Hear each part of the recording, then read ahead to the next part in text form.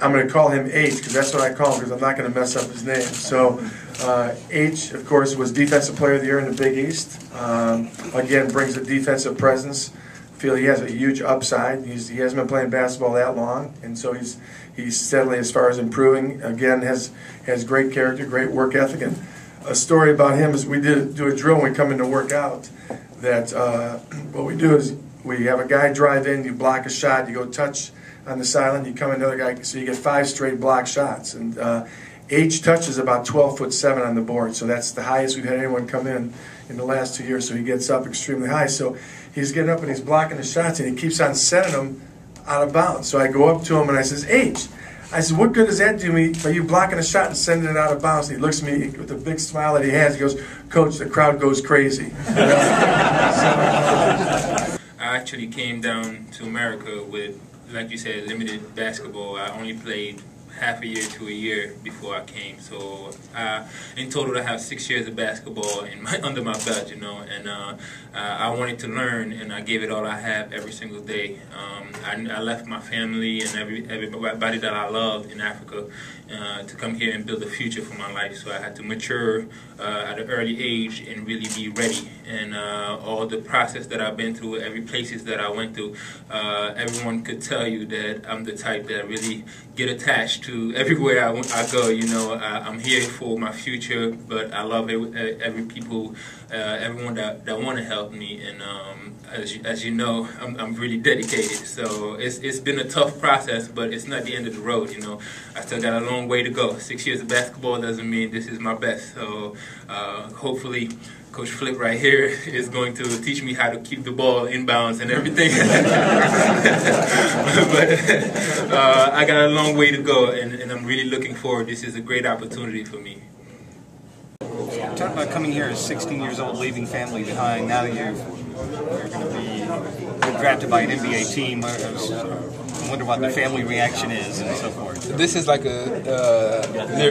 really like a Cinderella story. You know, a 16-year-old kid that barely played basketball decided to leave his family to go to America, to a country where he didn't even speak English, and just decide I want to go to the NBA. You know, a lot of people told me on my way, you know what, you need to have a little smaller dreams, but I don't believe in smaller dreams. I have one dream and I'm going for it. You know, and it took a lot of hard work. It took me every day, you know, catching up on the kids that have been playing basketball their entire life. 6 years of basketball is not that much, but I was willing every day to wake up in the morning and say, you know what, I gotta get better. I gotta get better. And here I am now. You know, my family is really excited. They knew, they believed in me, and really pushed me this entire time. And so it's really exciting time, not just for my family, but Senegalese people are really excited. You know, and this is not just a stop. You know, yes, I got drafted, and this is a great opportunity for me. But I have bigger goals, and I'm going for them. You know, with the help of the Wizard coaching staff and everyone, this is going to be great for me. You were a team captain at Rutgers and known to be a guy involved with the community. So how important is it to you to be in an international city like Washington as opposed to maybe Minnesota, where there's not a lot going on up there, pretty cold? You know, it's like I said, it's a great opportunity for me. This is exactly what I've been looking for. You know, I've always been involved with the community because I think as a basketball player, you don't have responsibility just on the court, but off the court too. You know, you gotta help the community and things like that. And that's the type of player I am. I was a team captain, and it helped me keep my head on my shoulders, but keep the people around me and do the right things. You know, and so this is the perfect place to do all of that. You know, helping out and learning and everything. So this is a really great opportunity for me. Was there ever concern, you know, as it went deep into the 50s and you still hadn't heard your name called? You know, I mean, were you a little bit worried that, you know, you weren't going to actually get drafted? You know what? Yes, I'm not going to lie. Once it hit 55 and everything, you know, I had 5 more to go, but I know everyone else was feeling the same exact way. You know.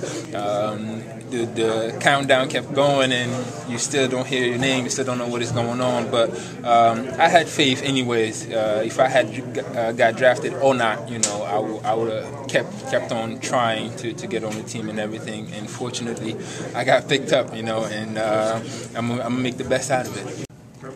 And you talk about blocking shots. Aside from keeping the ball in bounds, what is it about? Is it about timing, intimidation? I've read where you say your favorite player all the time is Ben Wallace. Have you watched a lot of film of his or any other players? I hope he shoots free throws better. I've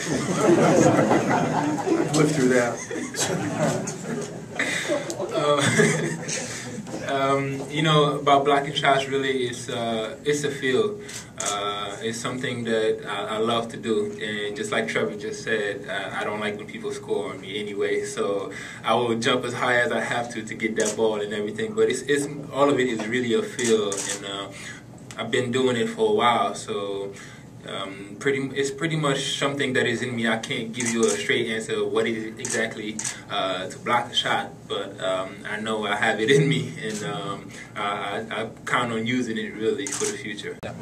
From what I've read, you're a pretty personable guy at Rutgers. Is that something that's always been a part of your personality, or in your kind of journey to the U.S. to play basketball? Did you feel, okay, it's important for me to be outgoing? It's going to help me, my career. Yeah. That's my personality. You know, I like to be different.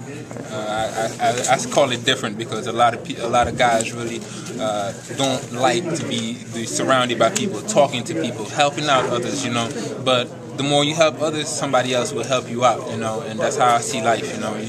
You get something from somebody, you give it back, you know. Giving back is something big for me, and as much as we basketball players now, professionals and everything, it's good to give back to the community, and that's my personal opinion on it. Now, your second school before Rutgers in Florida, I understand it didn't have good conditions there. You and some friends from your home country literally left, maybe under the cover of darkness. What happened there? What was going on with that situation? You know, we try as much not to talk about it or cover the trace of that experience. You know, it was really bad for us. We went down to Florida, and we were not treated as human beings, I could even say. You know, and it was not good for us at all. So we just decided to pack up our bags and leave. You know, and look for something better. And at that age, I was I think 17, turning 18 probably. I was responsible with one of my other friends, Jabril, who plays for Wyoming now, but we were responsible for a lot of kids, you know, and so we had to really be strong mentally and take those guys out of that situation and find something better. And what was the main lesson learned from that, and kind of dealing, or were you wary of others? Or the main lesson is really to watch your back. You know, you don't really know who to trust, because in 1 week it was a critical change. We went from being the great guys and everything to all of a sudden being treated like less than a human being, you know. And so you just gotta watch who you trust in this world. You know, everybody is in for their own good.